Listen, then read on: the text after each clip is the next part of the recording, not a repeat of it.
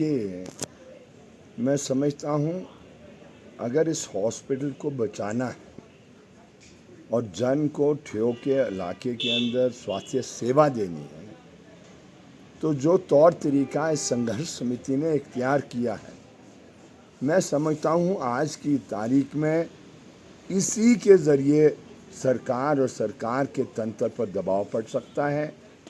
अगर कोई परिवर्तन होगा इस हॉस्पिटल में तो बगैर जनता के भागीदारी के संभव नहीं है।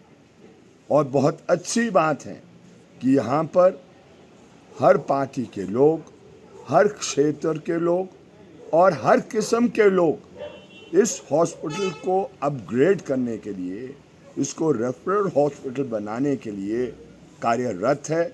और मैं समझता हूँ सरकार को देर सवेर इनकी मांगों को मनवा लेना चाहिए। ये मैं समझता हूँ ये बहुत उचित रहेगा। सर, जिस तरह से हम देख सकते हैं, अस्पताल बचाओ संघर्ष समिति के जो सदस्य हैं लगातार प्रोटेस्ट कर रहे हैं, पर कहीं ना कहीं अभी भी इस प्रोटेस्ट में भी राजनीतिकरण किया जा रहा है। लोग अभी भी इसको कहीं ना कहीं राजनीति के तौर पर खेल रहे हैं। क्या किस हद तक ये सही है? देखिए, अगर ऐसा है तो ये बहुत दुर्भाग्य है, क्योंकि ये तो हकीकत सच्चाई है कि आज सरकार कांग्रेस पार्टी की है, इससे पहले भारतीय जनता पार्टी की रही है। और ये भी हकीकत और सच्चाई है कि दोनों जो पार्टियां हैं वो हिमाचल प्रदेश में एक किस्म से दो मुख्य पार्टियां हैं। बाकी होंगी, छोटी है, उसकी ज़मीन और उसका स्पेस बहुत कम है। तो इसलिए अगर हम इसको राजनीतिक दृष्टिकोण से देखेंगे तो वो इस आंदोलन के लिए या किसी भी जन आंदोलन के लिए वो अच्छा नहीं रहता है। इसलिए आज स्वास्थ्य की सुविधा जो कांग्रेस जन है उसको भी चाहिए, जो भाजपा जन है वो भी चाहिए। और मैं समझता हूँ ये इस प्रकार का बंटवारा चंद लोग करते हैं जो पार्टी के उच्चतम नेता होते हैं, जो नीचे साधारण मत देने वाला है पार्टी का, वो पीड़ा को दूर करने के लिए उसकी प्राथमिकता रहती है। वो इस बात में नहीं जाता है कि कौन शामिल हो रहा है कौन नहीं शामिल हो रहा है।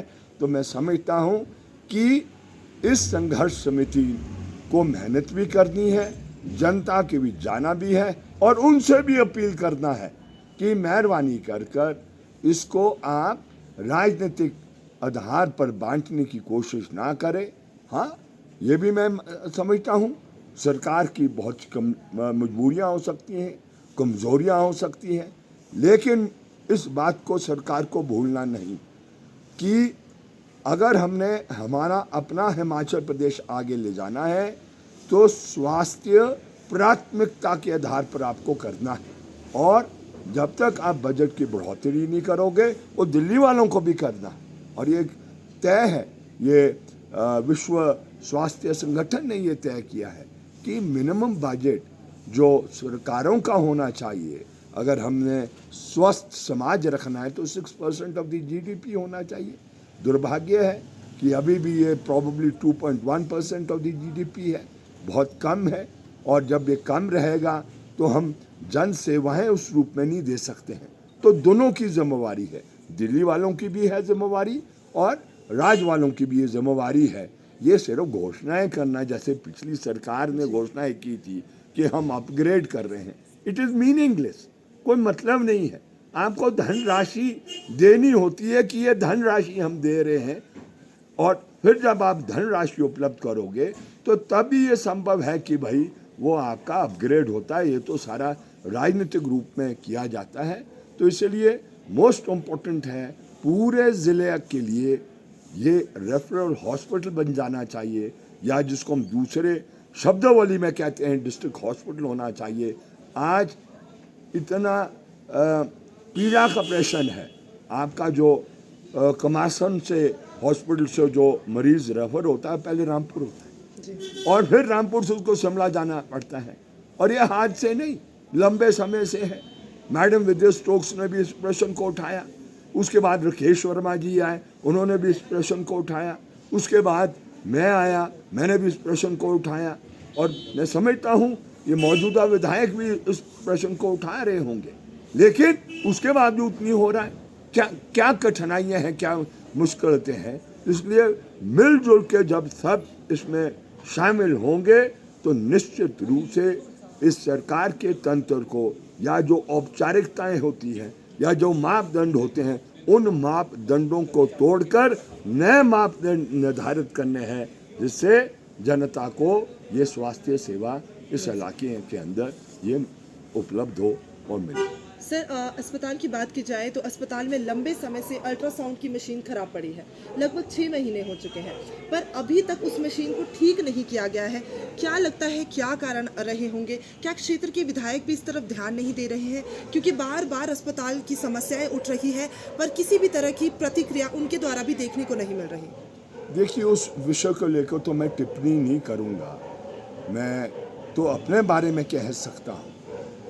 ये जो अल्ट्रासाउंड एक्सरे की मशीन हॉस्पिटलों में अलग अलग जगह जब खराब होती है और लंबे समय के लिए खराब होती है, तो ये एक प्रश्न उठता है दिमाग में। सिर्फ मेरे नहीं उठता है, आम जन के भी उठता है कि ऐसी व्यवस्था में अल्ट्रासाउंड तो कराना है, एक्सरे तो कराना है, तो वो प्राइवेट के पास कराना पड़ता है। कहीं ना कहीं ये सांठ गांठ भी होती है। मैं यहाँ नहीं कह रहा हूँ, लेकिन मैं इशारा कर रहा हूँ।